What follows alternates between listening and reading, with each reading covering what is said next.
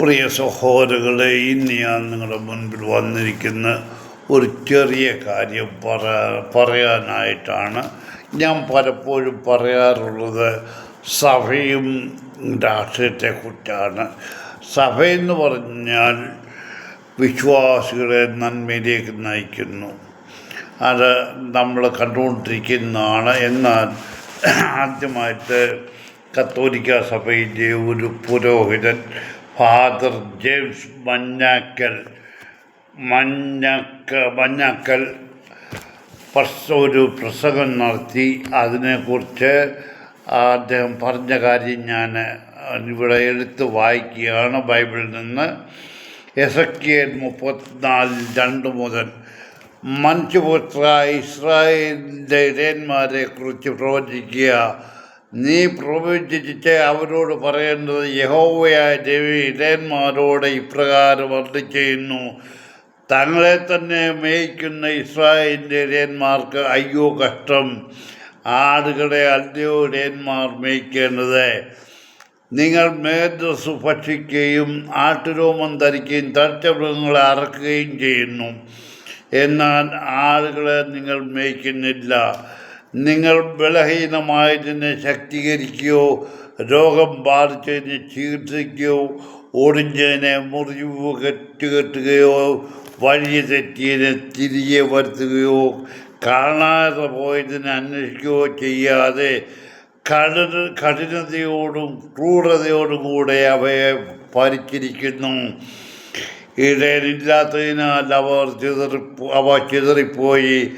അവ കാട്ടിൽ സാരമൃഗങ്ങൾക്ക് ഇരയായി തീർന്നു. അത് ഇന്നത്തെ കാലത്തെ പുരോഹിതവർഗത്തെക്കുറിച്ച്, വേറെ ആരെക്കുറിച്ചല്ല, പുരോഹിതവർഗത്തെക്കുറിച്ചാണ്. അവർ സ്വയമേ അവകാശപ്പെടുന്നത് ദൈവത്തിൻ്റെ കുഞ്ഞാടുകളെ മേയ്ക്കുന്ന ഇടയന്മാരാണെന്നാണ്. അപ്പോൾ ഇത് ബൈബിളിൽ തന്നെ പറഞ്ഞിട്ടുള്ളതാണ് അവരെന്തുവാ ചെയ്യുന്നുള്ളത്. എന്നാലിപ്പോൾ ഈ കാര്യം പറയാനായിട്ട് ഞാൻ വന്നതിൻ്റെ കാരണം, നമ്മൾ കണ്ടതാണ് ഏറ്റുമാനൂരിൽ ഷൈനി എന്ന ഒരു സ്ത്രീ, 34 ഏതോ വയസ്സുള്ള ഒരു സ്ത്രീയും തൻ്റെ 2 പെൺമക്കളും കൂടി ട്രെയിനിൻ്റെ മുൻപിൽ ചാടി ആത്മഹത്യ ചെയ്തു. ആ ഷൈനി ഏതിടവകയിൽ കൂടി നടന്നു, കത്തോലിക്ക സഭയുടെ ഏതിടവകയിൽ കൂടി നടന്നു. ആ ഇടവകയിൽ പുരോഹിതരില്ലയോ, വേറെ ആൾക്കാരില്ലയോ? എന്തിന് ഈ സംഭവം ഇടവകയിൽ ആരും അറിയാതിരിക്കുകയാണോ? പുരോഹിതരുടെ മുൻപിൽ എത്തിയില്ലെങ്കിൽ വേണ്ട. കത്തോലിക്ക സഭയുടെ ഒരു സ്ഥാപനത്തിൽ ചെന്ന് അവിടെ അവർക്ക് താമസിക്കാനായിട്ടുള്ള സൗകര്യം, അക്കോമഡേഷൻ ഉള്ള സ്ഥലമാണ്. അവിടെ ചെന്നതൊക്കെ അവർ കൊടുത്തില്ല. കാരണം ഒരു പുരോഹിതൻ്റെ ആഗ്രഹം ഷൈനി സാധിച്ചു കൊടുത്തില്ല. അതായത് ഭർത്താവിൻ്റെ സഹോദരനായ പുരോഹിതന് അവൻ്റെ ആഗ്രഹം സാധിച്ചു കൊടുക്കാൻ നേരാൽ അവൻ നിന്നെ ഞാൻ ശരിയാക്കുമെന്നുള്ള ഉദ്ദേശത്തോടുകൂടി ആ ഷൈനി പോയി.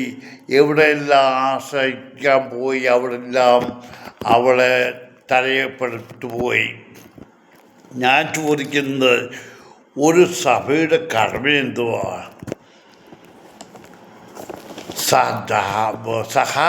സഹായമില്ലാത്തവരെ സഹായിക്കുക. അഭയം തേടി വരുന്നവരെ തള്ളിക്കളയുകയല്ല സഭ ചെയ്യേണ്ടത്.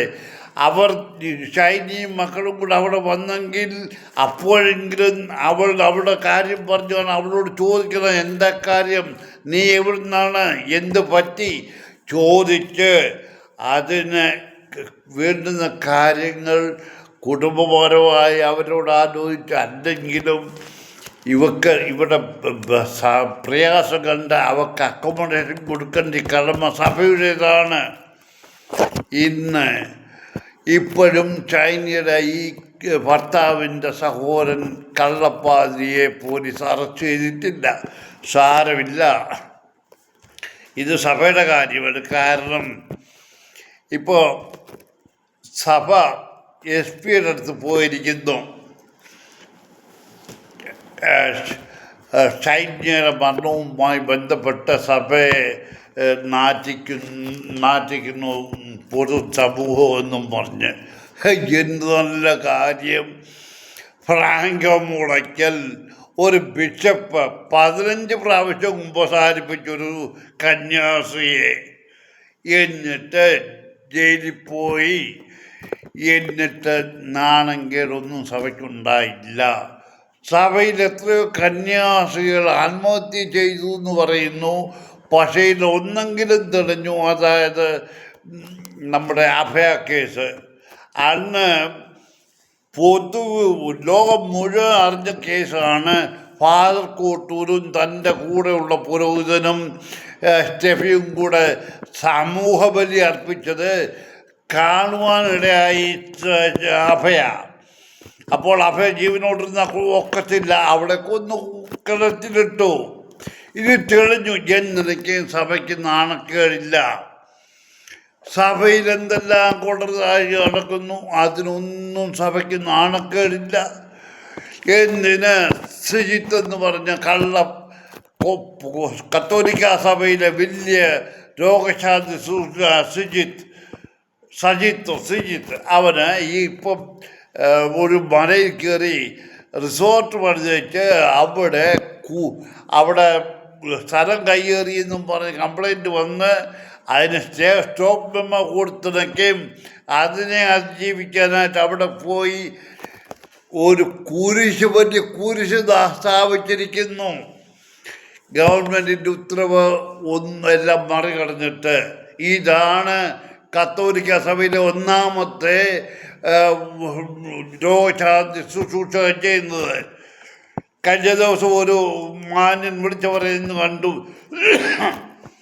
ധ്യാനകേന്ദ്രങ്ങൾ, ധ്യാനഗുരുക്കന്മാർ അവർ രോഗശാന്തി ശുശ്രൂഷ നടത്തുന്ന ദൈവം ഓരോരുത്തർക്ക് പ്രത്യേകമായി കഞ്ഞു കൊടുക്കുന്ന വരമാണ് ഇത്. അതിൻ്റെ അപ്പുറത്തെ വരമാണ്. കത്തോലിക്ക സഭയിൽ മാത്രമുള്ള വരം കൊടുത്തിരിക്കുന്നതാണ് രോഗശാന്തി ശുശ്രൂഷ എന്നുമെല്ലാം. എന്തിനു വേണ്ട സഹോദരങ്ങളെ, അശരണരെ നിങ്ങൾ കൈവടിഞ്ഞാൽ നിങ്ങളെ ദൈവം വിടത്തില്ല. നിങ്ങളുടെ സഭയെപ്പോലെ ഒരു സഭ ഉള്ളവൻ്റെ പുറകെ പോകും. നിങ്ങൾ എന്തുകൊണ്ട് ആ സ്ത്രീയെ നിങ്ങൾ കൈക്കൊണ്ടില്ല? അവരുടെ വാക്ക് കേട്ടില്ല. അവർ ഇത്രയും നിങ്ങൾ ആ പേപ്പർ വായിക്കാതിരിക്കുന്നവരല്ലല്ലോ ഇപ്പോൾ പുരോഹിതവർഗം, ദരിദ്രവാസികൾ. നിങ്ങളുടെ സഭയിലെ ആരും അറിയുന്നില്ല ഈ സംഭവം. ഇത്രയും വലിയ സംഭവം നടന്നിട്ട് സഭയിലെ ആരും അറിഞ്ഞില്ലയോ? ഏതെങ്കിലും ഒരു മെത്രാനോ ഏതെങ്കിലും, എല്ലാ ദരിദ്രവാസികളും ഉണ്ടായിരുന്നുണ്ട് ഒരെണ്ണം. എല്ലാവരും സ്വന്തം സീറ്റ് ഉറപ്പിക്കാനായിട്ട് നടക്കുക. ഞാൻ ഇന്ന പദവിയിലെത്തി, അതുകൊണ്ട് നീ അങ്ങ് ചെല്ലും മറ്റേ പദവിയിൽ സ്വർഗത്തിൽ. നോക്കിക്കോ, നീൻ്റെ പ്രവൃത്തിയുടെയൊക്കെ അനുസരിച്ച് ആദ്യമൊക്കെ ഓരോന്ന് അനുഭവിക്കാൻ പോകുന്നത്. നിങ്ങൾ നോക്കൂ.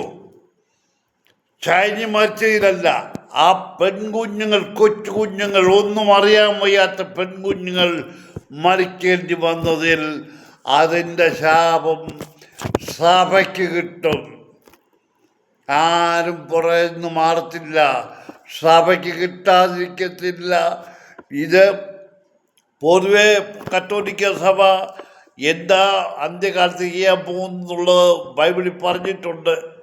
അപ്പോൾ അതൊന്നും ഞാനിപ്പോൾ പറയുന്നില്ല. നിങ്ങൾ മനസ്സിലാക്കൂ. ഷൈനിയോ മക്കളോ മരിച്ചു, അവരുടെ പ്രയാസമുണ്ട്. സഭയുടെ എത്ര വാതിലുകൾ മുട്ടി. നിങ്ങൾ ഒരു മനുഷ്യരെങ്കിലും അവർക്കൊരു സഹായം. എന്തിന് ഒരു ലെറ്റർ കൊടുത്തതൊക്കെ ആ ലെറ്റർ ആരെഴുതിയതാണ് എന്നുള്ള പേരോ സൈനോ ഇല്ലാതെ കൊടുത്തത്. നിനക്കൊക്കെ എവിടുത്തെ നീയൊക്കെ എന്തോന്നിൻ്റെ ദൈവവേലയാണ് ചെയ്യുന്നത്? നാണമില്ലാത്തവന്മാരെ, നിന്നെയൊക്കെ ഇതിനപ്പുറത്തെ കത്തോലിക്ക സഭയിൽ നടക്കും. ഈ ഗവൺമെൻറ് സ്ഥലം കയ്യേറി റിസോർട്ട് പണിത ആ മനുഷ്യൻ ഒരു ടെലിവിഷൻ ചാനലിൽ രോഗശാന്തി ശുശ്രൂഷ നടത്തിക്കൊണ്ടിരുന്നവനാണ്. അവൻ കത്തോലിക്ക സഭയിൽ വന്നപ്പം അവിടുത്തെ ന്യായീകരണ തൊഴിലാളിയായ ഫാദർ ദാനിയൽ പൂവണ്ണത്തിൽ പറഞ്ഞത്, എവിടെ നിന്നാൽ രക്ഷയില്ല, മാതൃസഭയിൽ കൂടിയേ സ്വർഗത്തിൽ പോകാനൊക്കത്തുള്ളൂ, അതുകൊണ്ട് അദ്ദേഹം ഇങ്ങനെ തിരിച്ചു വന്നു. ഉടനെ നീ എല്ലാം സ്വർഗത്തിൽ പോവും, അവിടെ ഒരുങ്ങിയിരുന്നു.